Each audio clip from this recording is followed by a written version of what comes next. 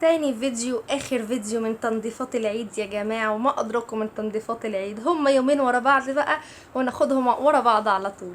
قبل ما نبدا تنسوش تعملوا لايك واعملوا كومنتات، صلوا في على النبي. عملت لكم فيديو المطبخ ودلوقتي بقى فيديو الشقة. هنا بقى بدأت بأوضتنا، بدأت اشيل الملايات واحط مخدتها، انفضها دلوقتي قدامكم، بس اعمل الحيطان الاول عشان الحيطان هتنزل على السرير كمان.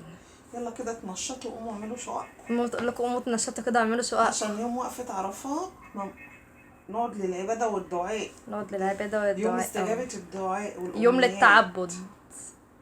بدأت بقى اعمل حيطان، بس انا عملت بضمير والله، عملتها كويس يعني. وانت عندك ضمير؟ ايه يا ماما؟ هو انت عندك؟ انت بتستني لما انزل وتقولي اعمل وانت مش قاعدة عشان تكروتي؟ يا حبيبتي لا يا ماما، لا اله الا الله. طب انا الحيطان بعد ما عملتها بحته ناشفه عملتها بحته مبلوله. بدل ما تجيبي خرطوم كده وتصبينيها. انا خرطوم انا اجيب خرطوم؟ ايه ده انا الستاير عملتها علشان ما تغسليهاش. الله يرحم، كنت بقف على الكرسي وامسك الخرطوم بالستاير. ما انا استغلت ان انتي مش هنا وما عشان اعملهم، انتوا هتشوفوها قدام هعملها. هنا كنا بقى فرشنا الاوضه خلاص وشلنا ومسحنا وفرشنا السجاده. شهود اختي بقى خدت ست الكل على اخوانها وفرشت السجاده. ماما ما كانتش عايزه تفرش السجاده. احنا ما بنحط الحفاظات، الجو حر، كل شويه تشيلي وتمسحي كده السجاده. كانتش عايزه تشيل السجاده. خليها تشيلها النهارده ان شاء الله ان شاء الله. دخلت بقى على اوضه ماما. اوضه ماما ما كانتش متوسخه، ما كانتش متوسخه خالص، لان هي بتخشها على النوم يعني، فهي ما كانتش متوسخه. لو مش نوم وانا زيكم. هو في ايه؟ مش فاهمه ايه اللي حاصل، احنا متخانقين قبل كده ولا ايه؟ بصراحه مش طايقاك.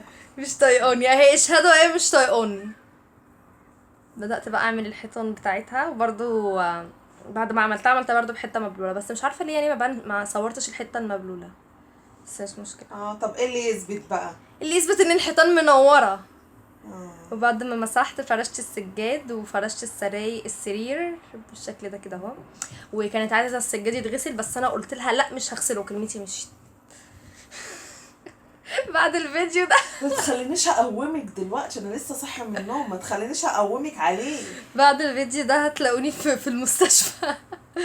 لا، في الحمام على السجاد بتغسلي؟ في الحمام على السجاد بغسله. هنا بقى جينا للسفرة، شلت كل الحاجات اللي عليها وشلت البوكس اللي انا كنت جايباه لها في عيد ميلادها. اصل البرفان اللي انا كنت جايباه ده تركيبه. على ام الاستوى ده تركيبة. ما حطيتش منه، مش هحط. الجاهز بيبقى اغلى، بيبقى ارخص، بس انا ده برخص، الناس انا كلها بختار حفظت الاحلى. الكلمتين دول. انا بختار الاحلى. اه فده البوكس اللي كنت احط لها في البرفان. خديه، مش عايزاه. لا لا لا يا ماما لا. وبلالين اللي هي لولا دي شلتها. بدأت بقى اشيل المفرش ولمعت السفرة. وهنا بقى الترابيزة برضو بدأت ألمعها من تحت كده، وقمت شايلها بقى عشان اعرف اشيل السجاد. وشلت بقى المفارش البيضة دي كلها، هتشوفوني دلوقتي وانا بشيلها.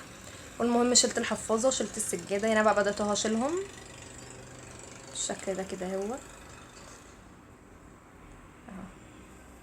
هنا بدأت اخد اللي هي بتاعت الكنبة كمان اهو. جيت بقى عند السفرة، كان بصراحة عشان في بلالين، كان في بوكس كده انا عاملاه بلم فيه حاجتي اللي هو الورق الحائط والحاجات اللي انا بستخدمها كده دي، فكان واقع منهم كتير والبلالين بقى ومش عارف ايه. بدأت اكنس كده اهو، يعني هو ده كان من تحت السفرة بس لان حاجة العيد ميلاد ما هي وكده. السفرة دي محطوطة لكراكيبي. ماما ما تكمليش معايا الفيديو. ما بناكلش على دي الكراكيب بتاعتك. هنا بقى في الصالة كانت علشان الحيطان بيضة فكان التراب باين فيها قوي. انا مرة لقيت تحت السفرة شوال هدوم، شوال هدوم تحت السفرة. كانت هدوم مش بلبسها وهدوم مش حلوة، فكنت كمان بسند عليها وانا بعمل بالموس مثلا حاجات وكده، حاطه يعني عادي. بس تكمليش معايا الفيديو لو سمحتي. عملت بقى الحيطه اللي عند السفره وعملت الشاشه برضو، معرفش طريقه غبيه اللي انا عملت بيها الشاشه دي، بس يعني قلت لهم ان انت بوظتي لي البوتاجاز. قلت لهم في فيديو المطبخ، قلت لهم ما تستخدموش الفلاشه على البوتاجاز. قلت لهم ان امي قالت لي ما تعملي وانا اعمل. قلت لهم ماما كانت قايله لي ما تعمليش بيه وانا اعمل. طب انا بقى استفدت ايه بقى؟ بوتاجازي بقى دلوقتي خلاص يا ماما، عيد ميلاد كارفور قرب. قرب ايه ده، احنا لسه في لا، نص كارفور السنة. ده مقاطع. مقاطعة ما بنروحوش طب دلوقتي. نجيب من مين؟ هنلاقي مكان ان شاء الله نجيب منه. معاكي حقه او وانا على المكان ما الاماكن كتير هاجي حقه. هدخل افكي لي الكيس، اسرق شويه واجيبهولك ان شاء الله. انا بقى كنت لميت التراب والحاجات وبدات بقى امسح، وجيت عند السفره برضو بدات امسح اهو. هنا بقى كنت انا الاسدال اللي انا كنت لابساه كانت بهدل ميه بقى وخلاص، كل شويه اتكعبل فيه، قمت قرعاه ولبست حاجات تانية. انا ما بيعجبنيش مسح الشرشوبه ده. انا ما بيعجبنيش غير مسح الشرشوبه. انا احب تمسكي جردل الميه وتروحي دلقاه وتخشي تحت الحاجه كده بنفسك يا حبيبتي وتلمي. عشان كده ما بحبش اعمل وهي قاعده. تجيبي بقى الميه، طص الجردل ده كده يجيب لك الاركان ويجيب طب ما انا لك- بشد الحاجه وبجيب. ايه ده؟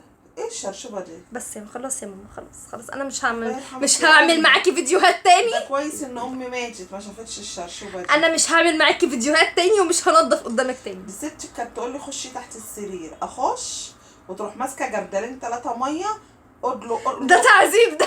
وانا جوه تقول لي هاتي الاركان دي وهاتي. هو ده المسح. احنا بنجيبها برضو بس بطريقه غير مباشره. وهنا كانت الشقه، هنا الصاله كانت خلاص اتفرشت، وهوريكم الاوضه بقى وباقي الاوض، يعني انتوا شفتوها برضو بس بقى بحطها لكم في اخر الفيديو. وكده الفيديو بتاعنا خلص، وما تنسوش تعملوا لايك واعملوا اشتراك في القناه وتفعلوا زر الجرس عشان يوصلكم كل جديد، وروحوا تابعوني في صفحتي على الفيسبوك.